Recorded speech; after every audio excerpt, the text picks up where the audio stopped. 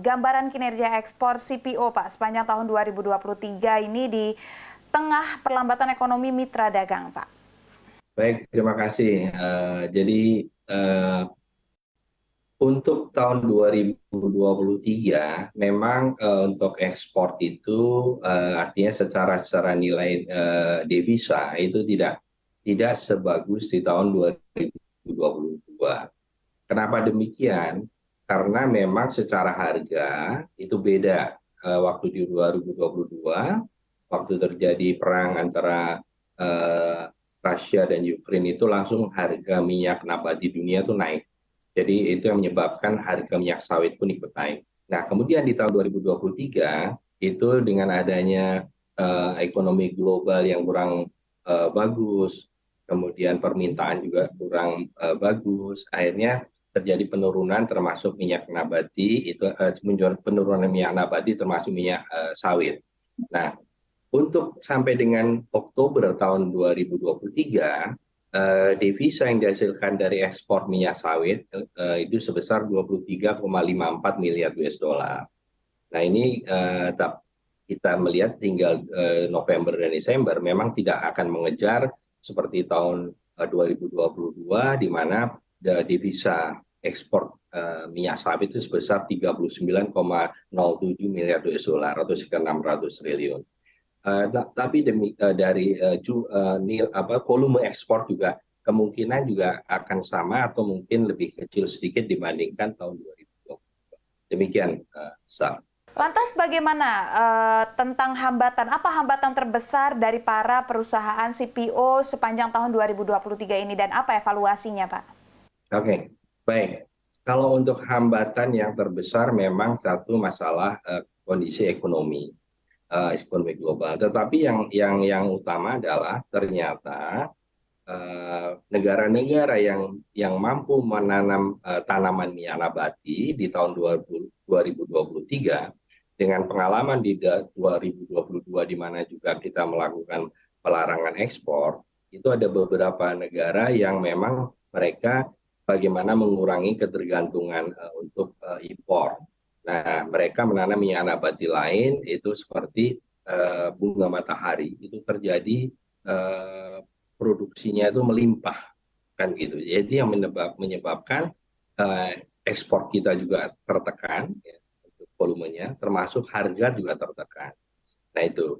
Nah kita tapi kita masih yakin bahwa karena mereka adalah tanaman semusim yang umurnya hanya bulanan, artinya sekitar 4 bulan mereka panen kan gitu. Nah, kalau di kita kan tanaman tahunan. Nah, mereka sangat rentan terhadap perubahan cuaca kan gitu. Nah, kita melihat seperti itu dan kita memang dalam sejarah juga baru kali ini juga di mana harga minyak bunga matahari itu lebih murah dibandingkan minyak sawit. Waktu kemarin saya kunjungan ke India, ke Uzbekistan juga demikian. Nah, saya menanyakan di sana ternyata memang melimpah stok minyak bunga matahari. Bagaimana tentang EUDR, Pak, dan juga tantangan bea masuk? Mungkin dipecah satu-satu kita bahas EUDR dulu, baru tantangan bea masuk. Silakan, Pak. Baik. Untuk EUDR itu memang sekarang belum diimplementasikan. Sudah diberlakukan pada waktu bulan Juni tahun 2023. Tetapi implementasinya itu akan diberlakukan di Januari 2025. Ini juga akan menghambat apabila implementasinya itu sesuai dengan yang ada yang sekarang tertulis. Nah, ini contoh. Di dalam EUDR itu ada benchmarking, ada pengkategorian negara. Negara dengan risiko tinggi itu akan dikenakan atau high risk country itu harus dilakukan due diligence 9% setiap pengiriman barang ke artinya setiap pengiriman minyak sawit ke Uni Eropa. Nah, kemudian kalau itu medium country, ya medium risk country itu 6%. Kalau low risk country itu 3%. Nah, ini yang menjadi masalah adalah pertama, siapa yang akan membiayai due diligence ini? Kemudian yang menjadi masalah lagi, ini yang terkena justru adalah masyarakat petani. Kenapa? Karena kalau perusahaan itu sudah dilakukan moratorium sejak 2011, bahkan di 2019, pada waktu adanya Inpres nomor 5 tahun 2019, itu praktis sudah stop sama sekali. Tidak ada lagi pengembangan. Yang menjadi masalah di kita adalah aturan kita itu tidak ada, untuk petani itu tidak ada moratorium, mereka diperbolehkan. Bahkan perusahaan itu wajib memfasilitasi pembangunan kebun masyarakat sebesar 20%. Nah ini bagaimana kalau itu cut off date-nya itu kan tanggal 31 Desember tahun 2020. Di atas tahun 2020, tanggal 31 Desember 2020, itu dianggapnya sebagai deforestasi. Ini menjadi masalah. Nah kemudian saya lanjutkan. Setiap pengiriman ekspor kita ke Eropa mau kemana, itu kan pengiriman itu kira-kira 5.000 sampai 10.000 ton kalau satu vessel ya, itu ekonomisnya segitu ya.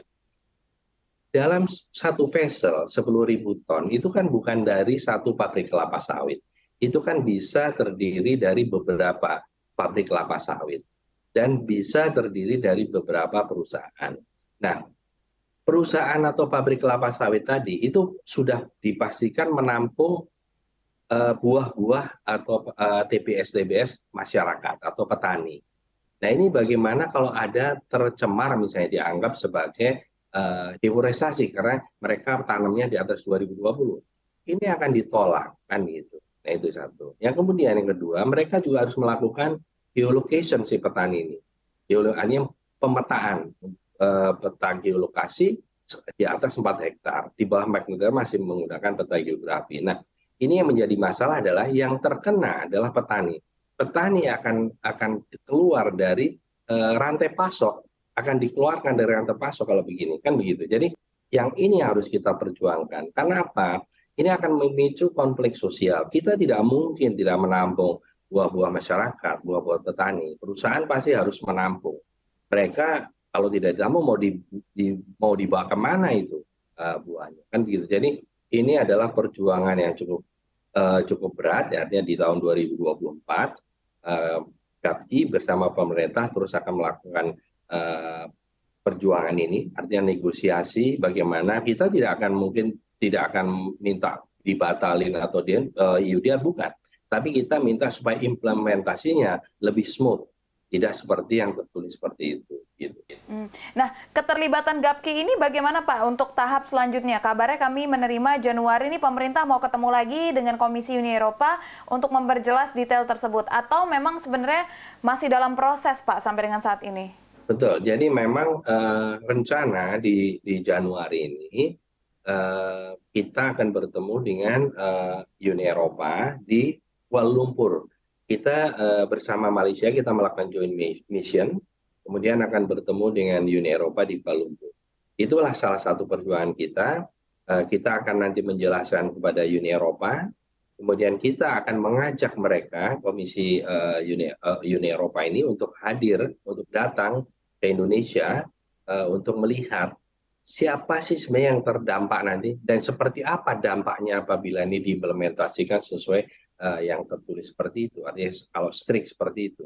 Ini bagaimana yang terjadi, nanti kita akan tunjukkan bagaimana bukannya mengentaskan kemiskinan, nanti justru akan terjadi kemiskinan baru dan terjadi konflik sosial karena mereka akan menjadi masalah sosial baru nanti. Nah ini yang di situ harusnya Eropa tahu nanti, makanya kita akan ajak mereka hadir di Indonesia untuk melihat langsung ke lapangan kondisi. Oke,